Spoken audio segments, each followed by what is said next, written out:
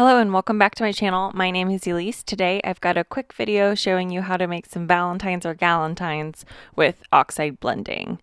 I do think that these cards could be used for other times of the year. You could use this floral frame for Easter or just to say hello and swap up the sentiments. But today I am making some Valentines for my girlfriends. So I've got all my Oxide inks and I've got this stamp set from Pretty Pink Posh. All of the supplies that I've used are listed down below and linked over on my blog. The link to my blog is also in the description box. So setting all of these aside so that I can get going on my cards.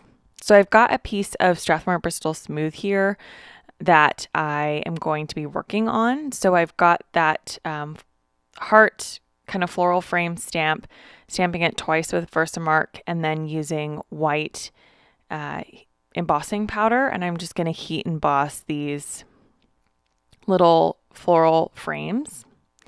And I will be doing this 4 times. So you can see I've already got one down on the corner and then one there in the middle. And I'll just do that 2 more times and then heat set. I've got my first combination of Distress Oxide inks, just going in with these Tattered Rose, Spun Sugar, and Worn Lipstick. I'm just going back and forth to get a smooth blend. Because I'm using the Bristol paper, it does make it really easy to get a smooth blend. So that is the first combination. You won't see the edges in the end because I will be cutting off, die cutting these out. So you won't see those edges. The second combination is kind of a pinky corally version. I had a lot of fun picking out these different combinations and seeing what I would like best. And some I blend on an angle, some I blend straight across. It was just a lot of fun. This next version is a more purpley pink combination. So going back in with that Tattered Rose and then the Spun Sugar and then the milled lavender, and to finish off I'll use the shaded lilac. There's a little bit of pause in between. I've only got 2 of the tools, but I've got foams for every color, so I'm just swapping out the foams and reusing those same tools. I store all of my foams in a little kind of 3-ring flip through that I've got them all Velcroed on, and I can show that in a video if anybody's ever interested. So this last one, sorry, it's a little bit out of frame, and it's all purples from a lighter, the Victorian Velvet. It's kind of like a pinky purple, and then down to like the darkest purple, which is the Dusty Concord. I love that finally all of the colors have been released of the Distress Oxides and I've completed my collection. I had a lot of fun labeling and organizing these after the Christmas holiday. I got a new ink pad organizer for these. That was exciting. So I've die cut them all out, and I've also die cut out some papers with a Lawn Fawn stitched rectangle frame. And then I chose from that stamp set the Sending Love sentiment. So I've lined up the frame, put the sentiment in the middle, and then using some VersaFine black ink, which I find to be the crispest black ink for sentiments, going through and stamping that. So I'm just swapping out the paper, and then because I'm using the Misty tool, I'm able to make multiples, and it makes it really, really easy. So just using different shades of paper. So I've got my 2 that are Simon Says Stamp Doll Pink, and then one's a lighter pink and lavender color. Both of those are Gina K cardstocks. And now just taking those Doris foam strips to just pop up that little heart floral frame onto my cards.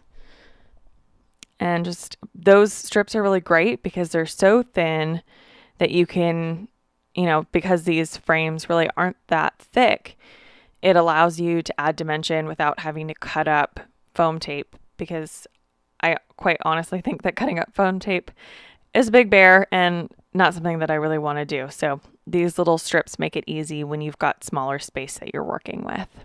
So just going along and adding these on. So I did the purple gradient on the light purple lavender cardstock. And then just going to go ahead and stick all of these frames onto all of my cardstock. And now I've got 4 panels. These are really easy, clean and simple cards. Yeah, they were a breeze to make. I made all 4 within a half an hour.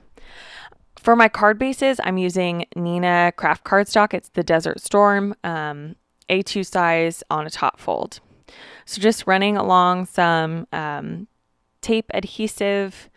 In the end, after this first one, I swapped to use Gina K liquid glue, the Connect glue. I find it easier to position it when you've got a little bit of wiggle time to make sure everything's straight, because it's never straight if I've made it. I have a really hard time keeping any card panels that I put on and things like that straight. So now I've got those done, and I thought I would add some Nuvo drops. So it's a variation on every card. This one I used the gloss white. On one of them I used the Blizzard, which is a glitter that dries clear. And then I used 2 of the jewel drops, which dry translucent on the other 2 cards. So with Nuvo drops, you do want to pat the back and make sure they dry as round domes instead of as points, because sometimes you can get points with these depending upon how you dispense the product.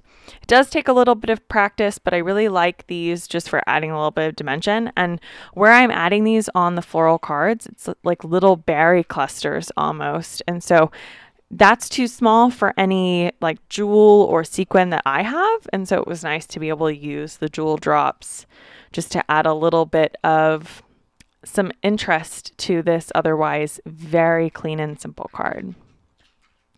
So that's how I've added these on, showing you the first one, like I said, tapping it out quite a bit to get out any peaks. And then I went ahead and did the others off camera. And these are my 4 cards. Again, so quick and simple to make, and sending these out to some Valentines just in time for Valentine's Day. Click the link to subscribe to see more from me or watch another video, and I'll catch you in the next one. Thanks.